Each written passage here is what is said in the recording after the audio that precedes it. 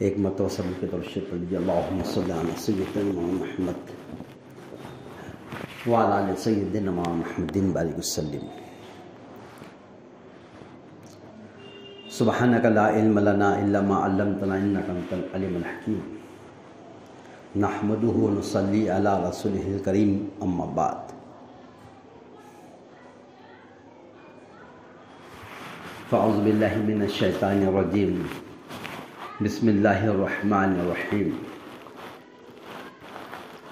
یا ایھا الذین آمنوا ادخلوا فی السلم کافۃ، صدق اللہ العظیم۔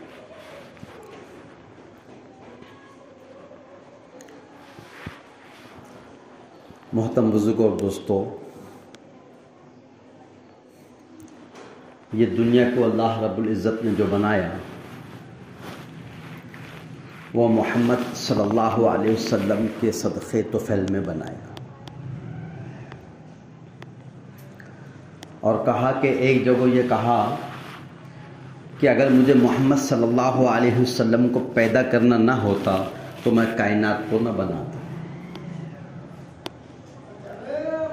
معلوم پڑا کہ آپ صلی اللہ علیہ وسلم وجود کائنات ہے۔ یہ کائنات کا وجود ہی محمد صلی اللہ علیہ وسلم کا صدقہ ہے۔ لیکن جس دن سے دنیا بنی، کائنات بنی، یہ آج تک باقی ہے، جبکہ اللہ کے رسول صلی اللہ علیہ وسلم آئے اور سارے انسانوں کو ایک مکمل دین اسلام اس کا پیغام دے کر چلے گئے، اور آج بھی دنیا باقی ہے۔ کس کے لیے؟ کیونکہ جو چیز جس کے لیے سجائی جاتی ہے اس کی روانگی کے ساتھ ہی وہ سب چیزیں توڑ پھوڑ کر رکھ دی جاتی ہے۔ دلہن کے لیے منڈپ سجایا گیا تھا، ڈیکوریشن کیا گیا تھا، لوگوں کے طعام کا نظم کیا گیا تھا۔ جب دلہن کی بدائی ہو گئی تو فوراً منڈپ والا کے منڈپ توڑ کر چلا جاتا ہے۔ جب اللہ کے رسول صلی اللہ علیہ وسلم کے لیے اللہ نے جب کائنات بنایا تو جس دن جناب رسول اللہ صلی اللہ علیہ وسلم کا وصال کا دن تھا، جس دن آپ صلی اللہ علیہ وسلم دنیا سے رخصت ہو رہے تھے، اسی دن قیامت آ جانا چاہیے تھا، کیونکہ بنی کس کے لیے تھی؟ انہی کے لیے، تو پھر توڑنا بھی انہی کے لیے تھا، لیکن ایسا نہیں ہوا۔ کہاں اس لیے نہیں ہوا کہ حدیث میں آتا ہے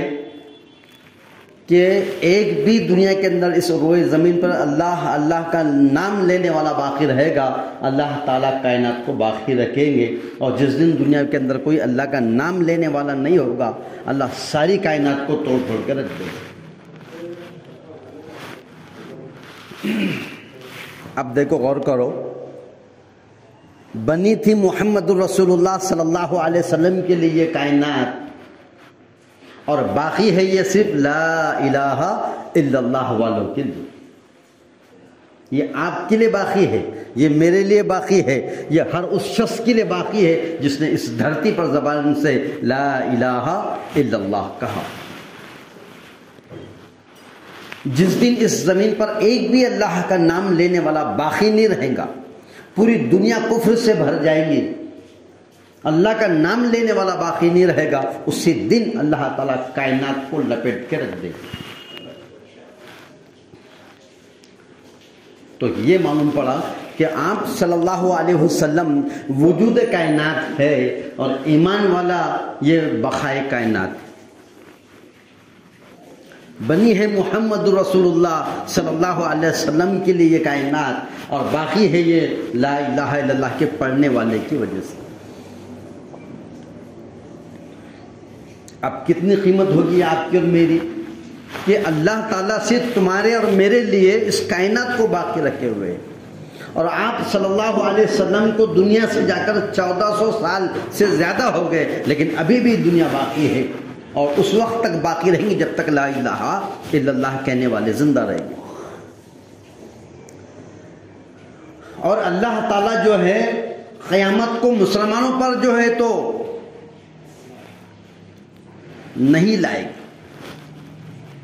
جب دنیا میں مسلمان زندہ ہوگا، اللہ کا نام لینے والا زندہ ہوگا، اور قیامت آئیں گی ایسا نہیں ہوگا۔ یہ جو قیامت جب آئے گی اس دھرتی پر صرف کفر ہوگا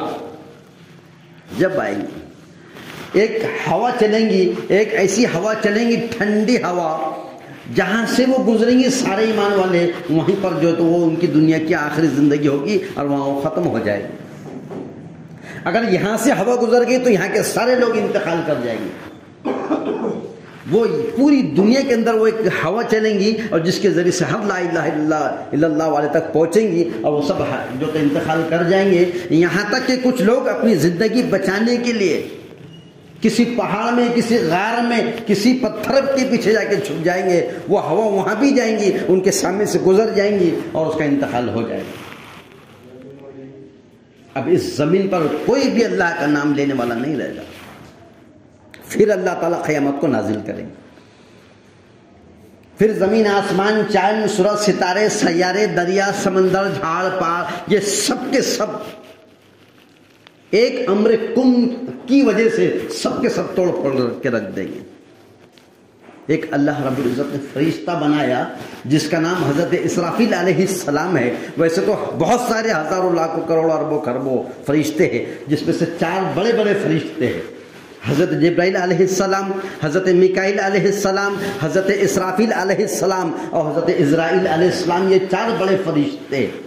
اور چاروں کی اپنی اپنی ذمہ داریاں ہیں۔ موت کا فرشتہ عزرائیل علیہ السلام، پانی ہوا کا پہنچانا ہے حضرت اسرافیل علیہ السلام، اور حضرت جبرائیل علیہ السلام ہے آسمانی پیغام کو نبیوں تک پہنچانے کا کام۔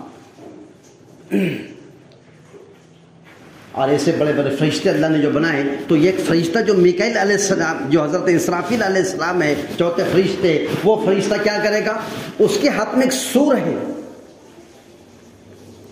اور وہ منہ میں لے کے ایسا بیٹھا ہوا ہے، اور اس کی نگاہ اللہ کی طرف ہے۔ جس دن سے اللہ نے اس کو بنایا اور وہ ویسا ہی اوپر نگاہ کر کے بیٹھا ہوا ہے کہ کب اللہ کا حکم آ جائے میں اس میں پھونک دوں۔ جیسے ہم آئس کریم کھاتے ہیں تو ایک کون ہوتا ہے، اوپر سے اس کا منہ بڑا ہوتا ہے، نیچے سے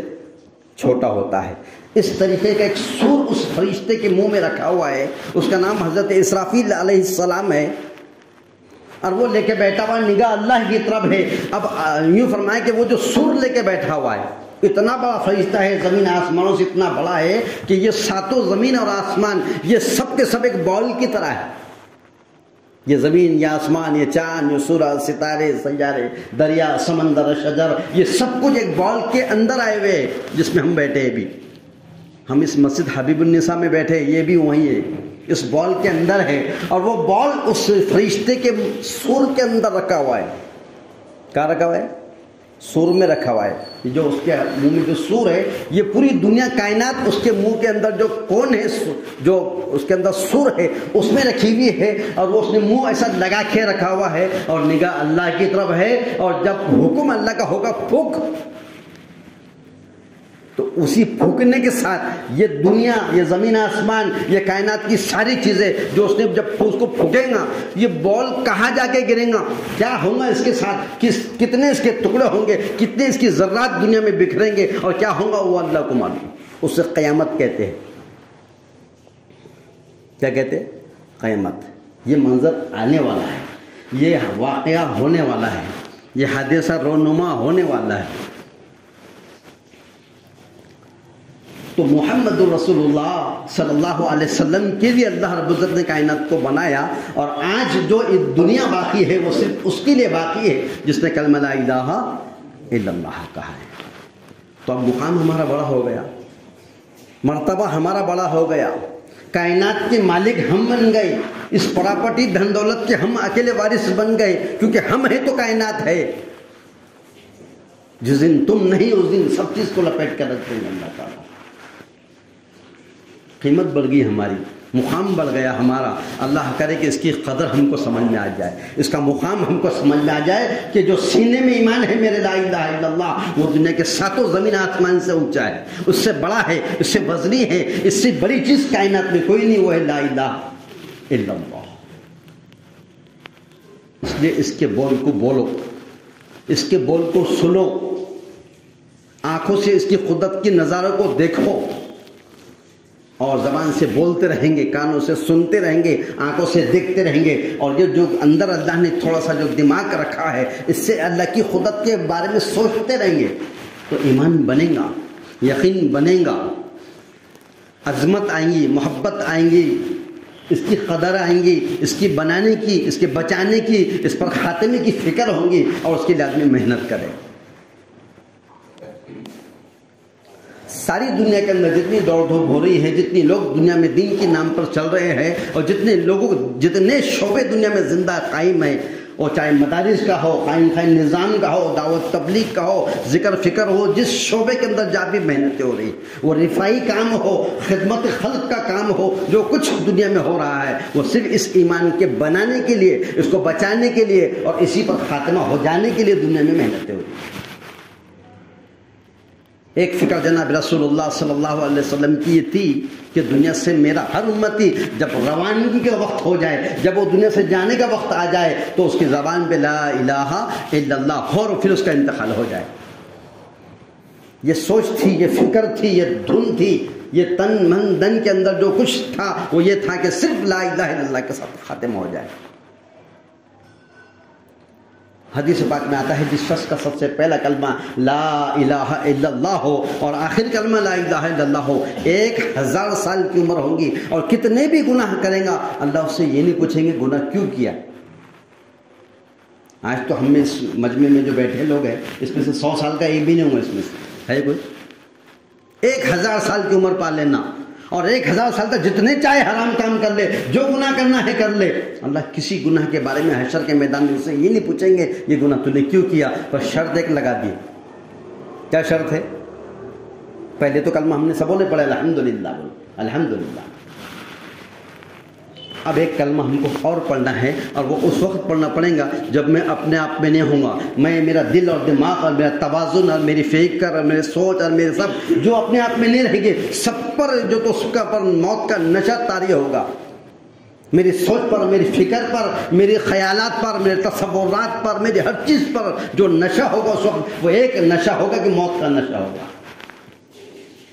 اس وقت میں اپنے آپ میں نہیں ہوں گا، میرے اہل عیال مجھے کلمہ پڑھا رہے ہوں گے، اور زبان پہ اس وقت کلمہ اگر میرے آ گیا تو الحمدللہ دنیا کی ساری دھن دولت کا مالک بن کر چلا گیا، پراپرٹی کا مالک بن کر چلا گیا، جو وارث بنا کے بھیجے تھے اسلامی ایمان کا وہ سب ساتھ میں لے کے چلا گیا، اور کبھی اس وقت اس کی زبان پہ لا الہ الا اللہ نہیں آیا تو اس کے جیسا کنگال آدمی دنیا میں کوئی نہیں۔ سب کچھ اس کے پاس تھا، ایمان اس کے پاس تھا، اسلام اس کے پاس تھا، دین اس کے پاس تھا، قرآن اس کے پاس تھا، شریعت اس کے پاس تھی، سب کچھ تھا،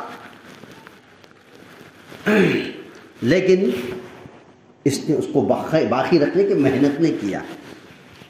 اس کے بنانے کی فکر نہیں کیا، اس کو بچانے کی فکر نہیں کیا، کچھ بھی نہیں کیا اس نے۔ بس بیٹھو بیازن۔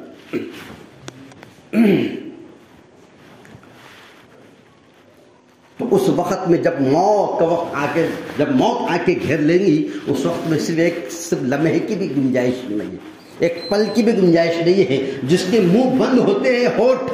وہ وقت آ جائیں گا تو اس کی ہونٹ کھولنے کی طاقت بھی اس کے اندر نہیں ہوگی۔ جس کا منہ کھلا ہوگا تو وہ بند بھی نہیں کر سکتا، جس کی پلکیں جھکے ہوں گی تو اس کو اٹھا بھی نہیں سکتا، جس کی آنکھیں کھلی ہوئی ہوں گی تو اس کی پلکوں کو وہ گرا بھی نہیں سکتا۔ ہم دیکھتے ہیں جب کسی کا انتقال ہو جاتا ہے اپنے ہاتھوں سے اپنی اس کی آنکھوں کے پلکوں کو ڈھک دیتے ہیں، ہوتا کہ نہیں ہوتا؟ اتنا خطرناک دور آنے والا ہے، ایسے خطرناک دور سے گزرنے والے ہیں، ایسا نشہ ہوگا کہ ایک آدمی جب رات کو شراب پیتا ہے اس کا رات بھر وہ نشے میں رہتا ہے، اور دن نکلتے ہی اس کا نشہ اس کا ختم ہو جاتا ہے، اس کی ساری جتنی بھی اس نے پیا تھا وہ ختم ہو جاتا ہے۔ لیکن موت کا نشہ اتنا خطرناک ہے کہ فرمایا کہ موت کے بارے میں کہا کہ ایک آدمی کے ہاتھ میں اگر تلوار دے دے اور موت کا نشہ اس پر اگر جو اس وقت میں حاوی ہو جائے تو کئی لوگوں کے لاشیں بچا دیں گے وہ تکلیف کی وجہ سے، اس کو معلوم نہیں پڑیں گے میں نے کس کو مارا، اپنے آپ میں نہیں رہتا ہوں۔ یہ دور سے گزرنا ہے آپ کو، اس دور سے گزرنا ہے مجھے، اس دور سے گزرنا ہے اس شخص کو جو اس وقت حیات ہے، چاہے وہ اللہ کو ماننے والا ہو یا نہ ماننے والا ہو، چاہے وہ نماز پڑھنے والا ہو یا نہ پڑھنے والا ہو، اس دور سے گزرنا ہی پڑے گا۔ جو لوگ مانتے ہیں اس کو بھی گزرنا ہے، اور جو لوگ خدا کا انکار کرنے والے ہیں ان کو بھی گزرنا ہے۔ اتنا خطرناک وقت آنے والا ہے، اتنی خطرناک دہشت ہم پہ آنے والی ہے، ایسے خطرناک دور سے ہم کو گزرنا ہے، وہ وقت سے ہم کو اس کا جو تو مقابلہ کرنا ہے، اور ہم بالکل بے فکر ہو کے بیٹھے دیکھیں گے جو ہوگا اللہ کریم ہے، رحیم ہے، جبار ہے، غفار ہے، ستار ہے، ایسا بول کے ہم خاموش بیٹھے رہے، ہاں ایسا بول کے گھر میں بیٹھ جانا نا خاموش، اپنے خود کے گھر میں کاروبار کو نہیں جانا، دکان نہیں کھولنا، تجارت کو نہیں جانا، کچھ نہیں جانا، ارے کھانے کو اللہ کریم ہے نا، رزاق ہے وہ تو دینے والا، روزی دیں گے نا، تم کیا کو ٹینشن لے رہے، میں سوتے رہتا ہوں اللہ دیتے رہیں گا، ہوتا ہے ایسا؟ کیسی فکر سے ہم پہنچ جاتے، کیسی فکر ہو جاتی ہے زمین، ہاں میرا کام، میرا فلانا کب کھلنے والا ہے، کب بند ہونے والا ہے، کتنے گھنٹے کا ٹائم ہے، میرا بندہ ہوا کہ نہیں ہوا، شام تک میرا کیا ہے، گھڑی گھڑی نوٹا گن کے دیکھتا آدمی کیا رزلٹ ہے میرا۔ ایمان کی بھی جانچ کرو، یہ ایمان میرے سینے میں ہے کہ نہیں۔ حدیث میں آتا ہے کہ کئی ایمان والے ایسے ہیں اس زبان سے جملہ ان کی زبان سے ایسا نکل جاتا ہے، کفریہ جملہ، اللہ کی شان کے خلاف جملہ، اسلام کے شان کے خلاف زبان سے وہ نکل جاتا ہے، وہ سمجھتے وہ مسلمان ہے، اور اس کی جو تو اسلام ان کے سینے سے نکل جاتا ہے، کلمہ ان کے سینے سے جو تو روانہ ہو جاتا ہے، وہ سمجھتے مسلمان ہے، وہ مسجد میں آتے رہتے، وہ نمازیں پڑھتے رہتے، وہ روزے رکھتے رہتے، وہ حج کرتے رہتے ہیں، اور سینے سے کب کا ایمان روانہ ہو جاتا ہے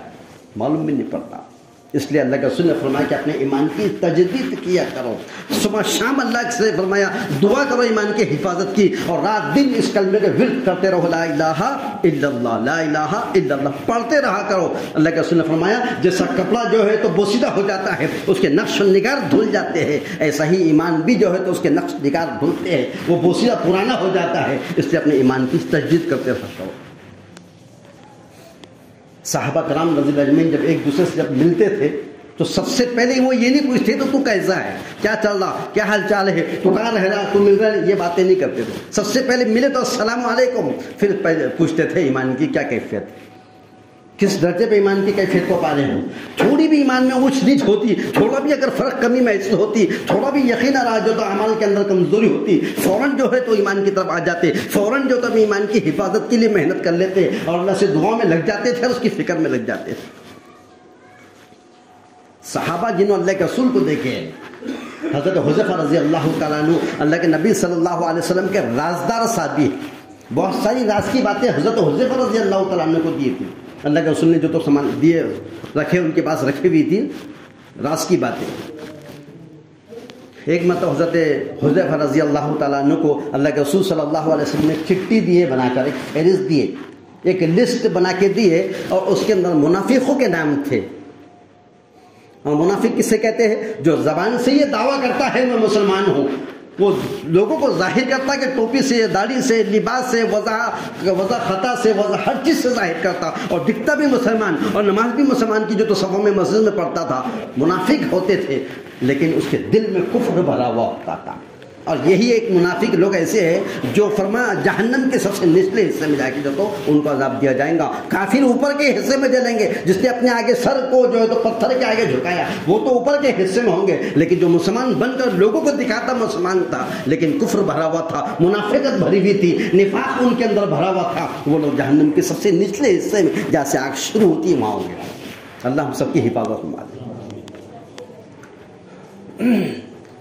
تو یہ نفاق سے بچو، اور یہ فرمایا کہ نفاق جو ہوتا ہے وہ ایسا ہوتا ہے کہ کئی لوگ ہیڈ فون لگا کے موبائل میں گانا سنتے یا کچھ اور چیز سننا چاہتے ہیں جو اسلام کے خلاف ہوتی ہے، جب وہ سنتے ہیں تو سننے سے فرمایا دلوں میں نفاق ایسا اگتا ہے جیسا کہ گیلی جو تو زمین پر گھاس اگنا شروع ہوتے ہیں، ایسا ہی فرمایا اس کے دلوں میں نفاق پیدا ہوتا ہے، اور اس کے دلوں میں جو تو نفاق اگنا شروع ہو جاتا ہے۔ اگر وہ قرآن کے خلاف سنتے ہیں، اگر وہ اسلام کے خلاف سنتے ہیں، اگر وہ دین کے خلاف سنتے ہیں، تو فرمایا اس کے دلوں میں ایسا ہی اگتا ہے نفاق جیسا کہ موسلا دھار بارش سے یہ نرم زمین پہ گھاس اگنا شروع ہو جاتے ہیں۔ تو وہ لسٹ دی ان کے ہاتھ میں، اور کہنے لگے اللہ رسول صلی اللہ علیہ وسلم یہ لسٹ ہے منافقوں کی، اور کسی کو ظاہر مت کرنا کہ اس میں ان کے لوگ کے نام۔ ٹھیک ہے، اللہ کے رسول کی بات تھی، امانت تھی، خاموش ہو گئے۔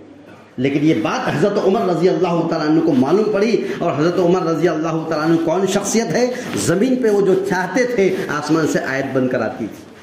علماء کرام فرماتے ہیں کہ وہ قرآن کریم میں 19 مقامات ایسے ہیں جو حضرت عمر رضی اللہ تعالیٰ عنہ زمین پہ چاہتے تھے، خیال دل میں ان کا خیال آتا تھا، ویسی سوچ ہوتی تھی، کچھ ایسا دل میں بے چینی ہوتی تھی کسی چیز کو لے کر، اور آسمان سے کچھ ہی دیر کے بعد فوراً جو وہی آتی تھی، اور وہ احکام آج بھی قرآن کریم میں 6666 آیتوں میں ہے، جس میں قرآن کریم میں 19 مقامات ایسے ہیں جو حضرت عمر زمین پہ چاہتے تھے فرش پر، اور عرش سے آیت بن کر آتی تھی۔ وہ ایمان کے بارے میں فکر مند ہے، اور کہنے لگے حضرت حذیفہ رضی اللہ تعالیٰ عنہ کو اکیلے میں ملے اور کہنے لگے اے حذیفہ، میں نے یہ سنا ہے، مجھے اس کا پتہ چلا ہے کہ تمہارے پاس ایک فہرست ہے جس میں منافقوں کے نام ہے، اب میں تم سے یہ نہیں پوچھتا اس میں کس کا نام ہے، صرف اتنا بتا دو میرا نام تو نہیں ہے۔ کون کہہ رہے؟ حضرت عمر رضی اللہ عنہ ایمان کے بارے میں متفکر تھے، فکر مند تھے، کب زبان سے چھوٹ جائیں گا، کب اسلام سے جو تو زبان سے باہر نکل جائیں گا اس کو پتہ بھی نہیں چلتا۔ انسان کچھ جملے زبان سے اسے بول ڈالتا ہے جس کی وجہ سے جہنم کے نچلے حصے میں گرا دیا جاتا ہے، اور پھر بعض وقت زبان سے آدمی کچھ اللہ کی شان میں، اسلام کی شان میں، قرآن حدیث کی شان میں، نبی کی شان میں ایسی کچھ بات کہہ دیتا ہے سرسری سمجھ کر، اس کو معلوم بھی نہیں پڑتا، اور وہ بات اللہ کے نزدیک اتنی پیاری جو تو محبوب ہو جاتی ہے، اللہ تعالیٰ اس کا اونچا مقام جنت میں کر دیتے ہیں۔ سب سے پہلے زبان کی حفاظت، کیونکہ زبان پر آپ کا اور میرا کلمہ لا الہ الا اللہ زبان کی نوک پر ہے، نگل لیے تو مسلمان ہے، اور کبھی تھوک دیے جھوٹ کے ذریعے سے، دھوکے کے ذریعے سے، بے ایمانی کے ذریعے سے، معاملات کی درستگی نہ ہونے کے بھی باہر نکل گیا تو یہ انسان رہ جائے گا لیکن مسلمان نہیں ہو سکتا۔ حضرت شیخ نے فضائل عمل کے اندر یہ بات لکھی ہے کہ فرمایا افسوس اس پہ نہیں کیا جاتا جس کی زندگی جو ہے تو مسجد میں گزر رہی تھی اور مرا تو کافروں میں شمار ہو جائے، اس پہ کوئی افسوس اس پہ نہیں کیا جاتا جس کی زندگی بت خانوں میں گرجا گھر میں گزرتی تھی، مرا تو کافر میں شمار ہو۔ ایک آدمی دنیا میں کافر تھا، بتوں کا پجاری تھا، سب کچھ تھا، یہ کافر ہے دنیا کے اندر، لیکن حشر کے میدان میں کیا کھڑا رہے گا؟ بولو، یہ بھی حشر کے میدان میں کافروں میں کھڑا رہے گا، لیکن اس پہ کوئی افسوس کی بات نہیں۔ افسوس کی بات اس پر ہے جس کی زندگی مسجد میں گزرتی تھی، جو نمازی تھا، مسلمان تھا، لیکن اس کے بعد کچھ ایسے زبان سے جملے بول ڈالا، کچھ تنہائی کے حرام کاریوں کی وجہ سے، کچھ گناہ ایسے ہو گئے جس کی وجہ سے بعض لوگ بیوی کو طلاق دے دیتے ہیں، ان کو سمجھ میں بھی نہیں آتا میں نے کیا کیا، بیوی جو تو فوراً نکاح کے باہر ہو جاتی ہے، اور پھر وہ آپس میں بیٹھ کے صلح صفایا کر لیتے ہیں، اور پھر وہ میاں بیوی ساتھ میں رہتے ہیں، یہاں تک کہ ان کے پھر اس کے بعد طلاق کے بعد ایک ایک دو دو تین تین بچے ان کے ہو جاتے ہیں، اور وہ سمجھتے یہ حلال ہے، اور وہ بیوی کب کی ان کے اوپر حرام ہو جاتی ہے، اور اسی کے ساتھ ان کی موت آتی ہے، اور جب موت آتی ہے تو زبان سے جو تو فرمایا کلمہ اللہ پہلے چھینتے ہیں، بعد میں موت آتی ہے۔ اللہ ہم سب کی حفاظت میں فکر مند ہو جاؤ ایمان کے بارے میں بس، اور ایمان کو بنانے کے لیے، ایمان کو بچانے کے لیے، اس کو جو ہے اس کی حفاظت کے لیے جتنی چیزیں قربان کر سکتے کر لو۔ اگر کس نے جان کی بات کا جان منگا ہے تو دے دو، کس نے اگر مال منگا ہے تو سب کچھ نچھاور کر دو، کس نے اگر ہماری کوئی سولی پہ لٹکا رہا ہے تو لٹک جاؤ، کس نے اگر تلوار سے ٹکڑے کر رہا ہے تو کر دو، ہو جائے ٹکڑے چلیں گا، کیونکہ جان دینے کی چیز ہے، ایمان دینے کی چیز ہے۔ اور اگر ایمان پہ خاتمہ ہوگا ہمارا تو خوشخبری ہے، قسمت والے ہیں، کیونکہ اللہ کے رسول صلی اللہ علیہ وسلم نے فرمایا کوئی بھی آدمی اپنے عمل کی وجہ سے جنت میں نہیں جائے گا۔ صحابہ نے پوچھا اللہ کے رسول آپ بھی؟ کہا کہ میں بھی خود اپنی جو عمل سے جنت میں نہیں جانے والا جب تک اللہ کا فضل نہ ہو جائے۔ تو یہ کہ ایمان جنت کی جو قیمت ہے وہ لا الہ الا اللہ ہے، جنت کی قیمت لا الہ الا اللہ، اس ایمان کی حفاظت۔ اب نماز بعد میں ہے، روزہ بعد میں ہے، زکوٰۃ بعد میں ہے، حج بعد میں ہے، وہ سارے ارکان بعد میں ہے۔ سب سے پہلے جو چیز کہ اگر جو محاسبہ ہوگا، موازنہ جو ہوگا، سب سے پہلے وہ ایمان کے بارے میں۔ تین عدالتیں جو قیامت میں جو رکھی جائیں گی، پہلی ایمان میں ایمان کفر کا معاملہ ہوگا، دوسری کے اندر جو معاملات ہوگے، اور تیسری میں حقوق العباد کے بارے میں۔ اس لیے اس ایمان کی حفاظت کے لیے ہمیشہ متفکر فکر مند ہو۔ اگر ہم فکر مند رہیں گے تو ایمان کی حفاظت ہوگی، ایمان پہ خاتمہ ہوگا تو دنیا بھی ہماری بن گئی، آخرت بھی بن گئی۔ اللہ ہم سب کو عمل کرنے کی توفیق دے۔